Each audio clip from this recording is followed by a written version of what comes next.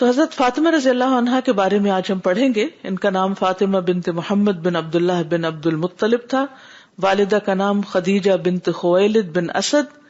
ان کی ولادت مکہ میں بعثت نبوی سے 5 سال پہلے ہوئی. یعنی جب نبی صلی اللہ علیہ وسلم کو نبوت ملی تو ان کی عمر کتنی تھی؟ 5 سال. نبی صلی اللہ علیہ وسلم کی عمر اس وقت 35 سال تھی, 35 ایئرس. یعنی آپ بھی اس وقت ینگ تھے. ان کے بارے میں آتا ہے کہ یہ ان عربی عورتوں میں شمار کی جاتی ہیں جو بلاغت اور فصاحت میں مشہور تھیں. یعنی ان کی زبان بہت اچھی تھی, اسپیکنگ سکلز بہت زبردست تھی, فصاحت و بلاغت تھی, یعنی زبان جانتی تھی. ہم کون سی زبان اچھی طرح جانتے ہیں؟ کس زبان میں ہمیں بہت مہارت ہے اور اس میں ہم فصیح و بلیغ گفتگو کر سکتے ہیں. اردو کا کوئی مشکل لفظ آ جائے تو ہم کہتے ہیں بہت ثقیل اردو ہے, بہت ہائی اردو ہے, بہت ڈیفیکلٹ ہے. انگلش کا کچھ آ جائے تو وہ مشکل ہے. پہلے بھی میں نے کہا تھا, دوبارہ دہراؤں گی, اگر آپ تعلقات اچھے رکھنا چاہتے ہیں تو اچھی اسپیکنگ کمیونیکیشن سکلز جانیے, ایکسپریس کرنا جانیے, بات کرنا جانیے. اسی طرح اگر آپ دین کا کام کرنا چاہتے ہیں تو دوسروں تک پیغام پہنچانا جانیے. اس کے لیے بھی آپ کو زبان چاہیے, ووکیبلری چاہیے, اور اس ووکیبلری کا صحیح جگہ صحیح طرح استعمال چاہیے. تو reading skills, writing skills, speaking skills جو ہیں ان میں مستقل کام کرتے رہیے. تو تمام گروہوں کا اس بات پر اتفاق اور اجماع ہے کہ فاطمہ بنت محمد صلی اللہ علیہ وسلم کا اللہ کے ہاں ایسا مقام ہے جو دنیا کی تمام عورتوں سے زیادہ ہے, اور یہ کہ آپ جنت کی عورتوں کی سردار ہیں.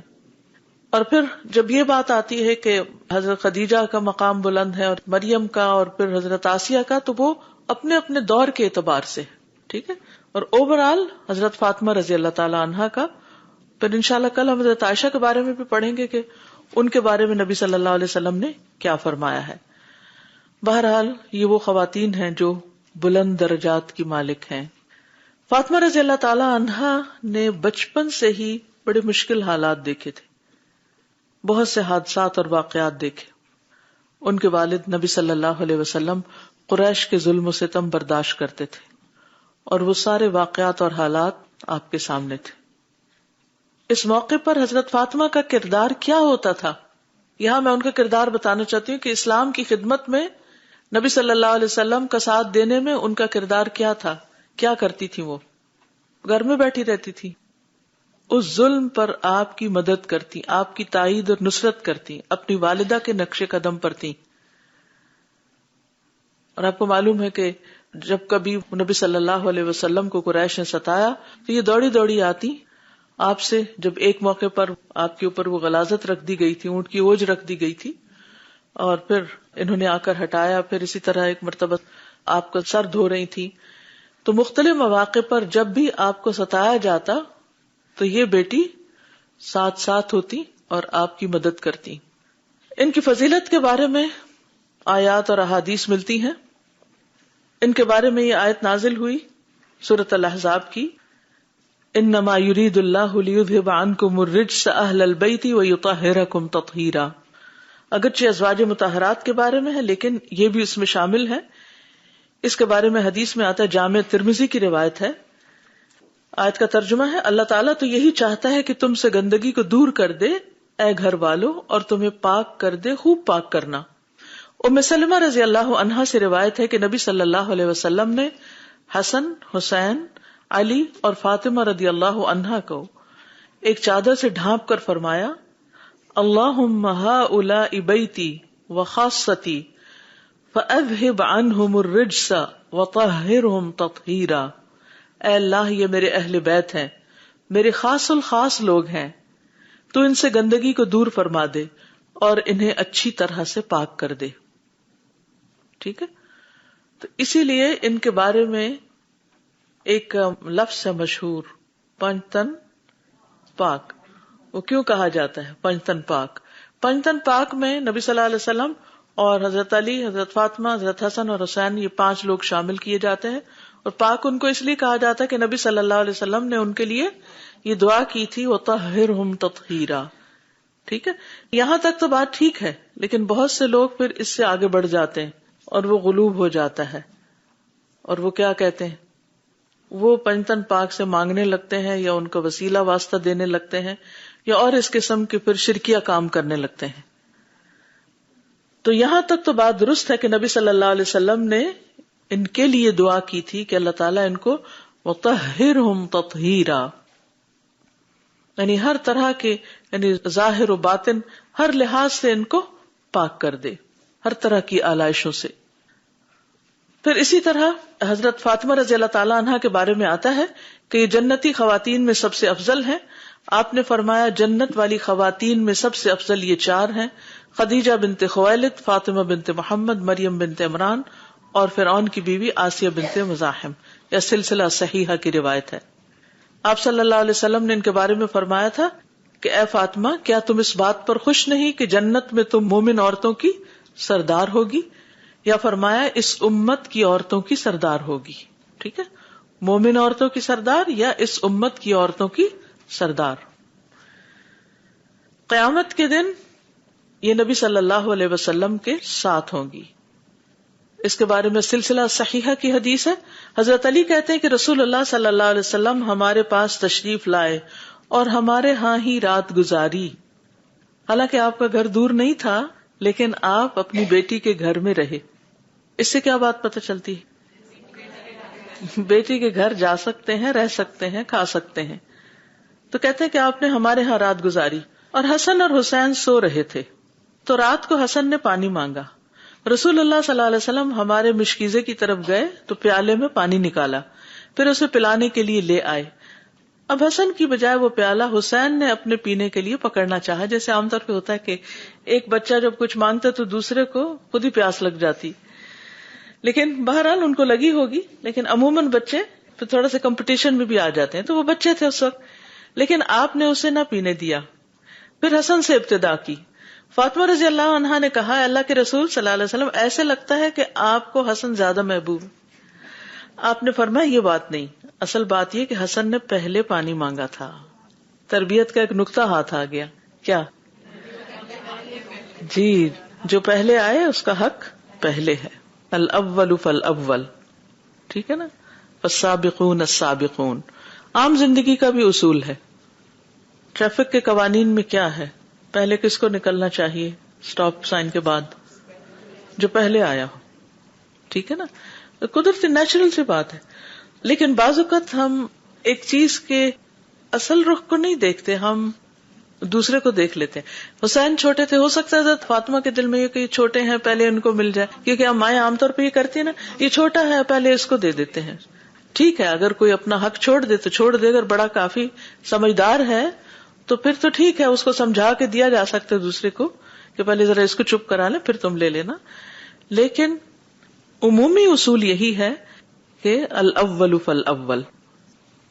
پھر رسول اللہ صلی اللہ علیہ وسلم نے فرمایا بے شک میں، تم یعنی فاطمہ، یہ دونوں اور یہ سونے والے یعنی علی رضی اللہ عنہ قیامت کے دن ایک مقام میں ہوں گے، یعنی ایک جگہ پر ہوں گے.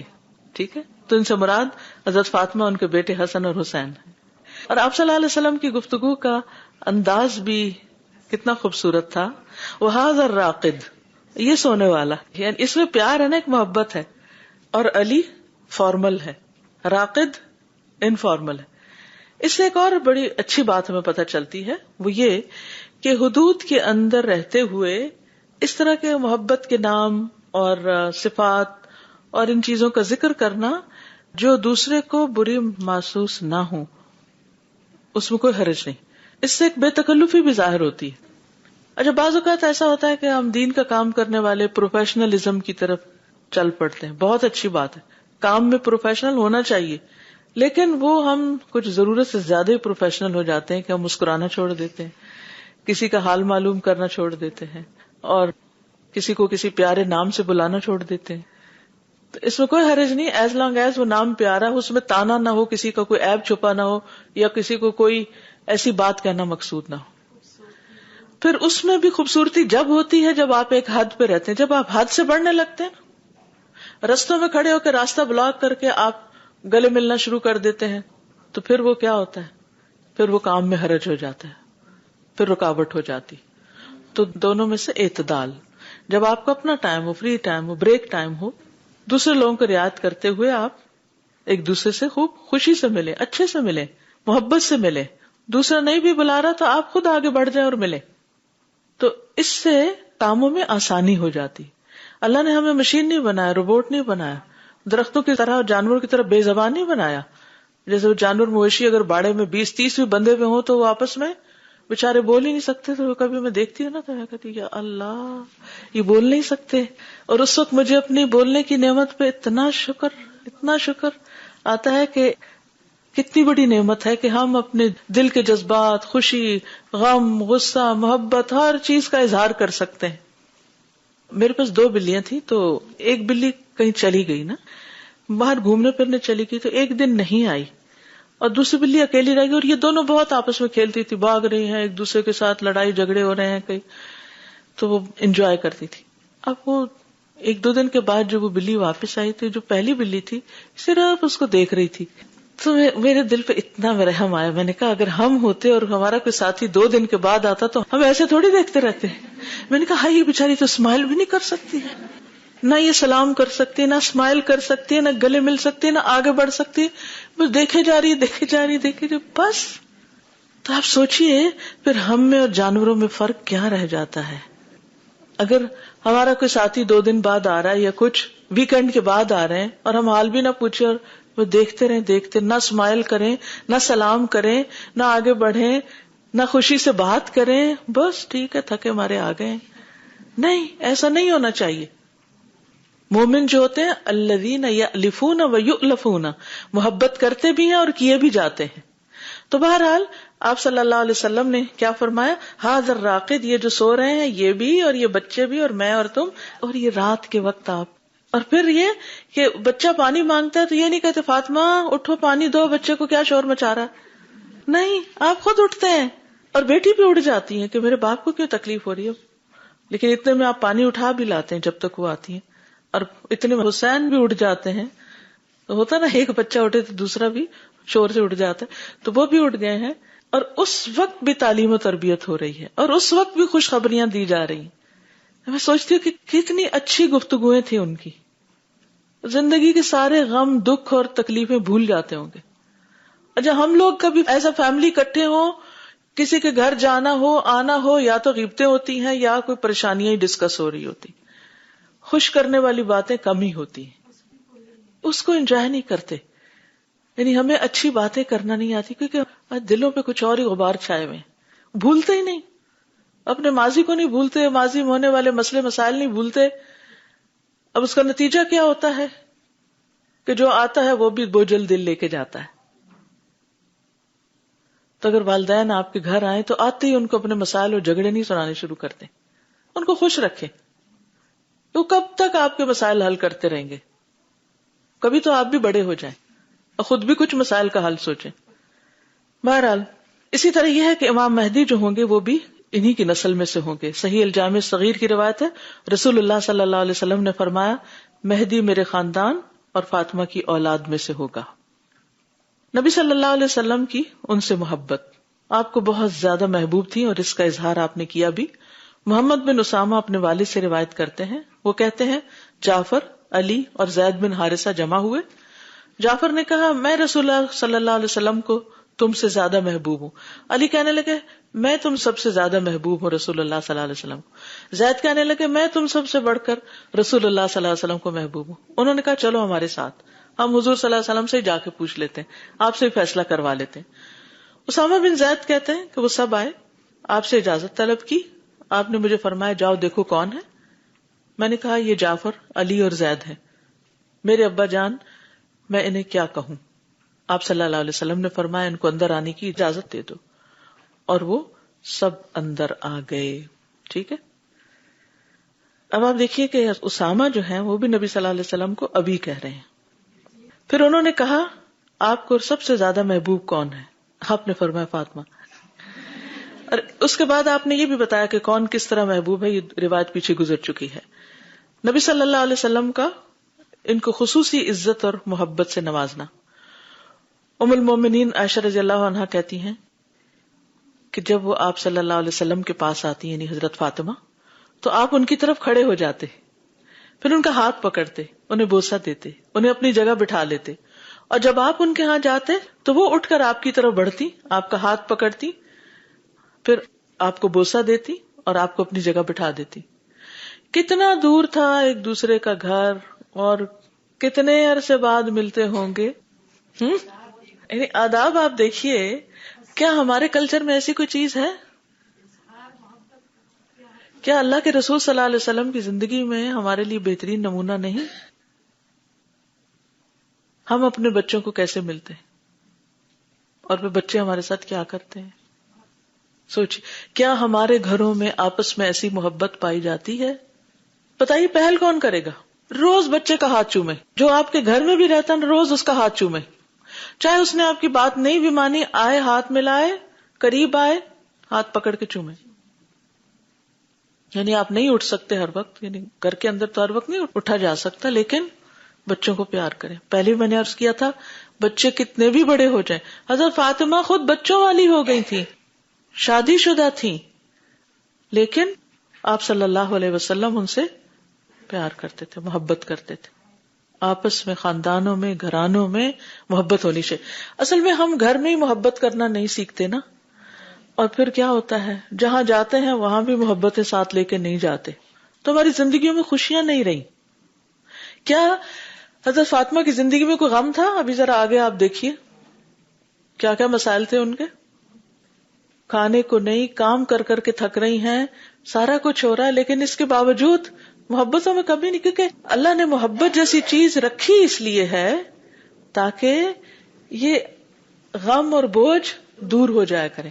اور آپس میں خاندانوں کے اندر خون کے رشتوں میں یہ محبتیں قدرتی طور پر رکھی اس لیے دی ہیں تاکہ ایک دوسرے کے لیے خوشیوں کا باعث ہو اور تکلیفوں کو دور کریں. ہسبینڈ وائف کے درمیان محبت کیوں رکھی؟ تاکہ گھر کے اندر مشقت کر رہی ہے وہ گھر سے باہر مشقت کر رہا ہے، جب دونوں ایک دوسرے کو ملیں تو اسمائل کریں، ایک دوسرے سے اچھے سے بات کریں اور دونوں اپنے اپنے غم بھول جائیں. چلیے اب آپ دوسروں سے تو توقع نہ رکھیے، آپ شروع کر دیجیے ذرا، ٹھیک ہے نا؟ کیونکہ آپ پڑھ رہی ہیں حالات، دوسرے نہیں پڑھ رہے، گھر والے نہیں اس وقت پڑھ رہے، آپ پڑھ رہے، لہٰذا انیشیٹو آپ کو لینا ہوگا. نبی صلی اللہ علیہ وسلم ان کے ہاں آتے جاتے رہتے تھے. شداد بن ابی عمار کہتے ہیں کہ میں واصلہ بن اسقا کے پاس گیا، ان کے پاس کچھ لوگ تھے، وہ حضرت علی کا تذکرہ کرنے لگے. جب وہ لوگ اٹھ کر گئے تو انہوں نے یعنی واصلہ نے مجھ سے فرمایا کیا میں تمہیں وہ بات نہ بتاؤں جو میں نے رسول اللہ صلی اللہ علیہ وسلم سے دیکھی؟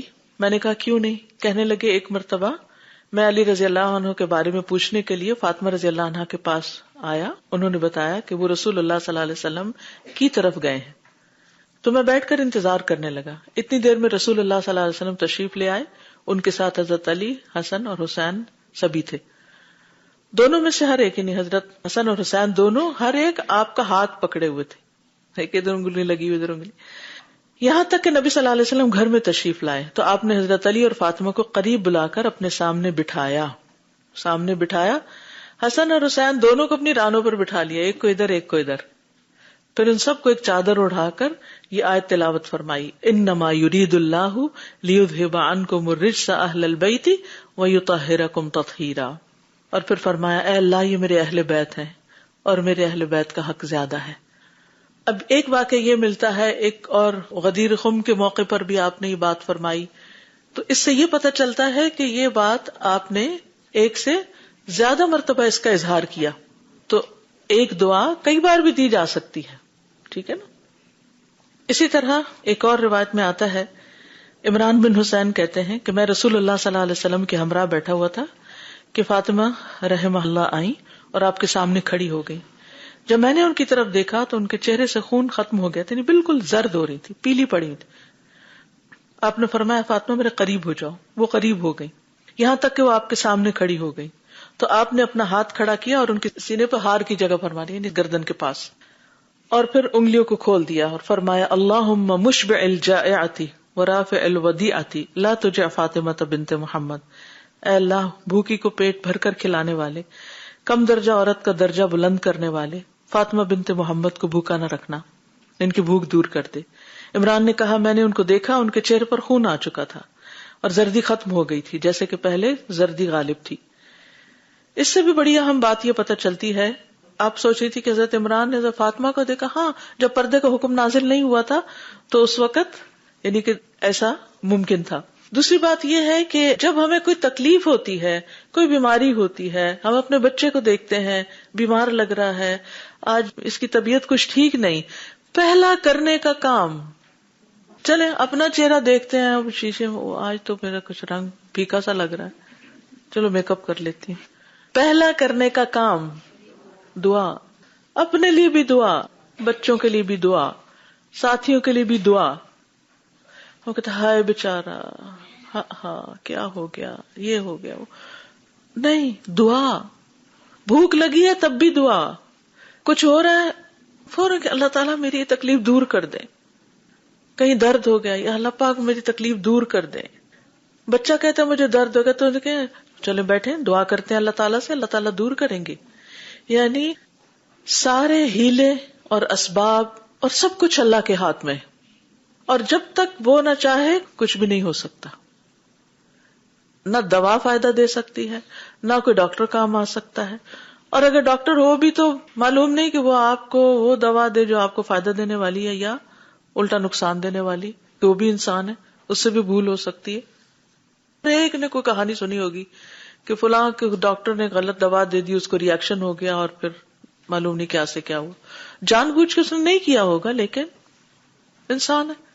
تو دعا ہر مرض کا علاج، مرض سے مراد صرف ڈیزیز نہیں، مرض سے مراد ہر مشکل. دیکھیے ہائی لائٹس دیکھ لیجئے کیا کیا اس وقت میں آپ کو بتا رہی، بس وہ مین پوائنٹس، کی پوائنٹس آپ نوٹ کیجئے.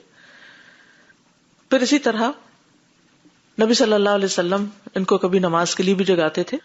حضرت علی کہتے ہیں کہ رسول اللہ صلی اللہ علیہ وسلم رات کے وقت میرے اور فاطمہ کے پاس تشریف لائے اور ہمیں تہجد کے لیے جگایا، پھر اپنے گھر تشریف لے گئے اور کافی دیر تک نماز پڑھتے رہے. پھر آپ نے ہماری کوئی آہٹ نہیں سنی، آپ دوبارہ تشریف لائے. اب دیکھیے کتنا قریب گھر تھا، گئے واپس آئے، پھر دیکھا کہ کوئی آواز نہیں آ رہی، پھر آئے، پھر آپ نے جگایا کہ دونوں کو کہ اٹھو اور نماز پڑھو، یعنی تہجد پڑھو. کہتے ہیں میں آنکھیں ملتا اٹھ کر بیٹھ گیا اور کہہ رہا تھا اللہ کی قسم بے شک ہم تو وہی نماز پڑھیں گے جو اللہ نے ہماری قسمت میں لکھی ہے، یقیناً ہماری روحیں اللہ کے ہاتھ میں ہیں، پھر اگر وہ چاہے گا کہ ہمیں اٹھائے تو وہ اٹھا دے گا. کہتے ہیں کہ آپ صلی اللہ علیہ وسلم اپنی ران پر ہاتھ مارتے تشریف لے گئے اس طرح اور فرما رہے تھے ہم وہی نماز پڑھیں گے جو اللہ نے ہماری قسمت میں لکھی ہے. حقیقت یہ کہ انسان بڑا ہی کٹ حجت ہے، بڑا ہی جھگڑالو ہے. کان الانسان اکثر شیء جدلا. کتنی نیچرل لائف تھی، کتنی نیچرل لائف تھی. کوئی اس وقت ڈانٹ ڈپٹ نہیں، کچھ نہیں، کوئی اس وقت آرگیومنٹ وہاں نہیں، بس وہ جو کہہ رہے ہیں اور آپ نے جواب دینا ہے وہ بھی آپ دے رہے ہیں اور جا رہے ہیں. اور کتنا خوبصورت جواب دے دیا، وَكَانَ الْإِنسَانُ أَكْثَرَ شَيْءٍ جَدَلًا. یعنی انسان اپنی غلطی ماننا نہیں چاہتا، کچھ نہ کچھ ایسی تعویل یا ایسی کوئی چیز پیش کر دیتا ہے کہ جس سے اپنے آپ کو ڈیفینڈ کر لے کہ اگر میں کوئی کام نہیں کر رہا تو بس ٹھیک ہے اللہ کی مرضی نہیں تھی. پھر اسی طرح یہ کہ حضرت فاطمہ رضی اللہ تعالیٰ عنہ بہت محنت مشقت کرنے والی خاتون تھی. ہائی لائٹ ہے یہ بھی، رائٹ. جنت کی عورتوں کی سردار ہیں، دیکھیے کتنا کام کرتی ہیں، تو اپنے آپ کو مظلوم نہ سمجھے. حضرت علی کہتے ہیں کہ رسول اللہ صلی اللہ علیہ وسلم نے جب فاطمہ رضی اللہ عنہا سے ان کا نکاح کیا تو ان کے ساتھ روئیں دار کپڑے، یعنی اوپر بر ہوگی یا جیسے شنیل ہوتی ہے یا کوئی اس طرح، یعنی جو کپڑے تھے ان کے اوپر روئیں تھے، پلین کپڑا نہیں تھا. چمڑے کا تکیا جس میں گھاس بھری ہوئی تھی، 2 چکیاں آٹا وغیرہ پیسنے کے لیے، مشکیزہ پانی بھرنے کے لیے، اور 2 مٹکے گھڑے جو ہوتے ہیں وہ بھی روانہ کیے. ایک دن حضرت علی نے فاطمہ رضی اللہ عنہا سے کہا اللہ کی قسم کنویں سے پانی کھینچ کھینچ کر میرے سینے میں درد ہو گیا ہے، یعنی میں اتنی محنت کرتا ہوں، بہت مشقت ہو گئی. پھر کہا کہ اللہ نے آپ کے والد کو کچھ قیدی عطا کیے ہیں، ان سے جا کر کسی خادم کی درخواست کیجیے. فاطمہ کہنے لگی اللہ کی قسم چکی چلا چلا کر میرے ہاتھوں میں بھی چھالے پڑ گئے اور یہ ان کے گھر کے کام ہے. چنانچہ وہ نبی صلی اللہ علیہ وسلم کی خدمت میں حاضر ہوئی. آپ نے فرمایا چھوٹی بیٹی کیا بات ہے؟ چھوٹی بیٹی یا بنیتی، یہ تھی بھی چھوٹی سب سے. انہوں نے عرض کیا میں آپ کو سلام کرنے کے لیے آئی تھی. انہیں آپ کے سامنے اپنی درخواست پیش کرتے ہوئے شرم آئی. گھر سے تو اتنا بوجھ لے کے آئی تھی لیکن آپ کو دیکھ کے کچھ نہ کیسے بھی. بعض اوقات ایسا ہوتا ہے نا انسان کے دل میں بہت باتیں ہوتی، میں ذرا فلاں سے ملوں، میں اس کو یہ بھی کہوں گی، یہ بھی کہوں، جب فلاں سامنے آتا ہے تو سب غائب. اور وہ شرم کے مارے واپس لوٹ گئی. حضرت علی نے پوچھا کیا ہوا؟ کہنے لگی مجھے تو ان سے کچھ مانگتے ہوئے شرم آئی، میں تو نہیں پوچھ سکی. اس کے بعد وہ کہتے ہیں ہم دونوں اکٹھے ہو کر آپ کی خدمت میں حاضر ہوئے، نہیں ایک دوسرے کو مورل سپورٹ دیتے ہوئے. حضرت علی کہنے لگے یا رسول اللہ صلی اللہ علیہ وسلم، اللہ کی قسم کنویں سے پانی کھینچ کھینچ کر میرے سینے میں درد شروع ہو گیا ہے، وہ بہت مشقت سے بہت نیچے ہوگا، گہرا ہوگا. اور فاطمہ کہنے لگی کہ چکی چلا چلا کر میرے ہاتھوں میں چھالے پڑ گئے، یقیناً اللہ نے آپ کو کچھ قیدی عطا کی ہیں، ان میں سے کوئی ایک بطور خادم ہمیں بھی دے دے. یہ سن کر رسول اللہ صلی اللہ علیہ وسلم نے فرمایا اللہ کی قسم میں اہل صفہ کو چھوڑ کر جن کے پیٹ چپکے پڑے ہوئے ہیں اور ان پر خرچ کرنے کے لیے میرے پاس کچھ نہیں، میں تمہیں کوئی خادم نہیں دے سکتا، بلکہ میں انہیں بیچ کر ان کی قیمت اہل صفہ پر خرچ کروں گا. اس پر وہ دونوں واپس چلے گئے. رات کے وقت نبی صلی اللہ علیہ وسلم ان کے پاس تشریف لائے اور انہوں نے جو چادر اوڑھ رکھی تھی وہ اتنی چھوٹی تھی کہ سر ڈھکتے تھے تو پاؤں کھل جاتے، پاؤں ڈھکتے تو سر کھل جاتا. آپ کو دیکھ کر دونوں اٹھنے لگے تو آپ نے فرمایا اپنی جگہ پر ہی رہو. پھر فرمایا کیا میں تمہیں وہ کلمات نہ سکھاؤں جو جبریل نے مجھے سکھائے، وہ اس سے بہتر ہے جس کا تم نے سوال کیا.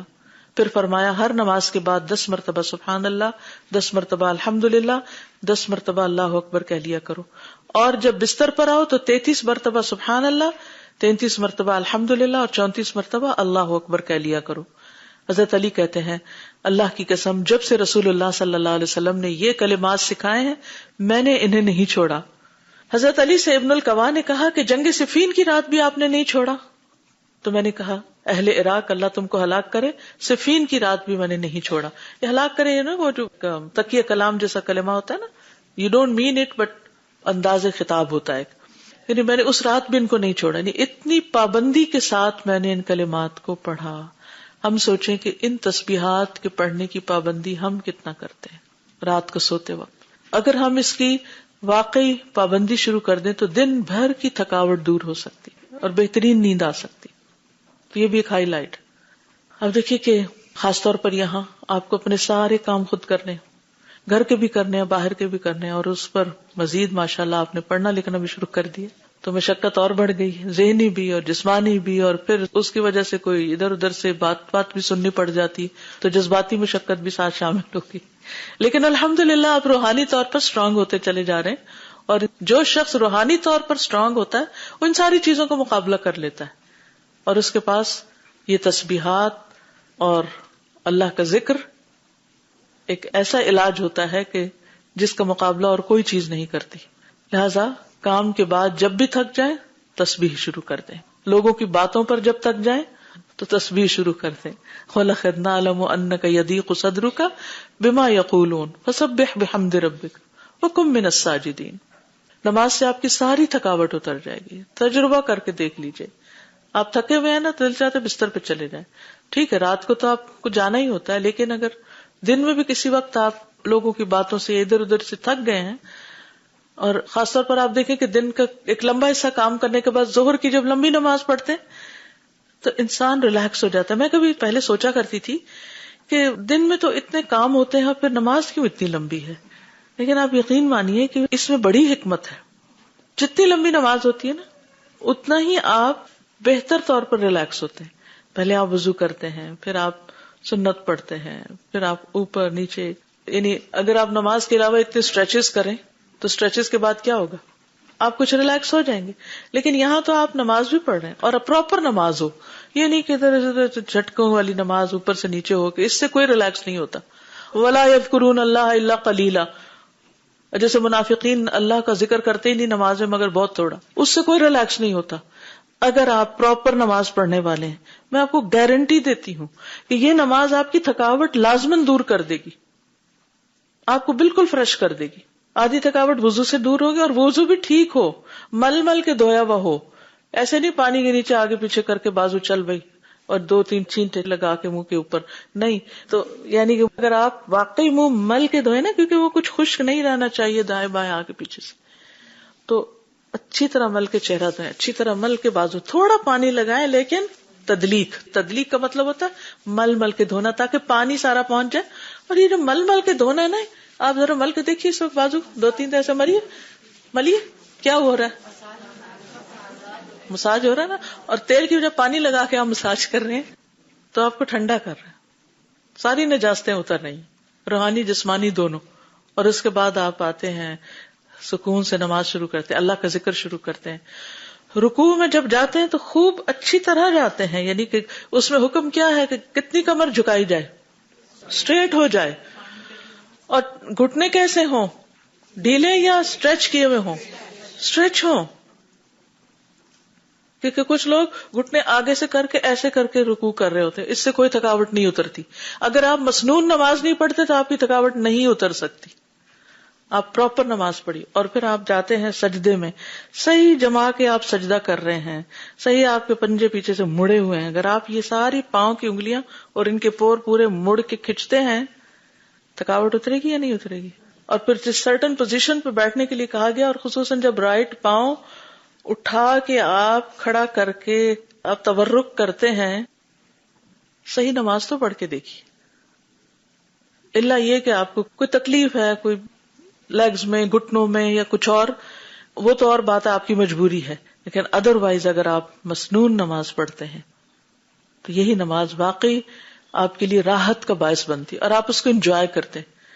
اور اگر نہیں انجوائے کرتے آپ نماز، اس کو بوجھ سمجھتے تو اللہ سے دعا شروع کر دیجیے، اللہ مجھے نماز کی محبت دیتے، اللہ نماز کو میری آنکھوں کی ٹھنڈک بنا دے، ہم میری تھکاوٹ کو دور کرنے کا ذریعہ بھی بنا دے، جسمانی بھی اور روحانی بھی اور ذہنی بھی. بہت بڑی نعمت ہے اللہ کی نماز، جس کی ہم قدر نہیں کرتے. پھر اسی طرح مشقت کی عادت تو آپ نے ڈالی ہی، ان کو ناز و نعم سے بھی بچایا. ابن عمر کہتے ہیں کہ نبی صلی اللہ علیہ وسلم فاطمہ رضی اللہ عنہا کے گھر تشریف لے گئے لیکن اندر نہیں گئے. حضرت علی گھر آئے تو فاطمہ رضی اللہ عنہا نے اس بات کا ذکر کیا کہ آپ آئے ہیں لیکن اندر نہیں آئے. تو انہوں نے نبی صلی اللہ علیہ وسلم سے پوچھا، حضرت علی نے. آپ نے فرمایا میں نے اس کے دروازے پر دھاری دار پردہ دیکھا تھا. پھر فرمایا مجھے دنیا کی آرائش و زیبائش سے کیا سروکار. تو حضرت علی نے آ کر ان سے آپ کی گفتگو کا ذکر کیا، یعنی حضرت فاطمہ سے. تو انہوں نے کہا آپ صلی اللہ علیہ وسلم مجھے جس طرح کا چاہیں اس سلسلے میں حکم فرمائیں. آپ نے فرمایا اس پردے کو فلاں فلاں کے گھر بھجوا دیں، انہیں اس کی ضرورت ہے، تم اس کو استعمال نہیں کرو. کیا سکھا رہے ہیں آپ اپنی اولاد کو؟ ہم کیا سکھا کے بھیجتے ہیں؟ ہم اپنے بچوں کو شیئرنگ کرنا، دوسروں کو دینا، دوسروں کو اچھی چیز دینا، یہ سکھاتے؟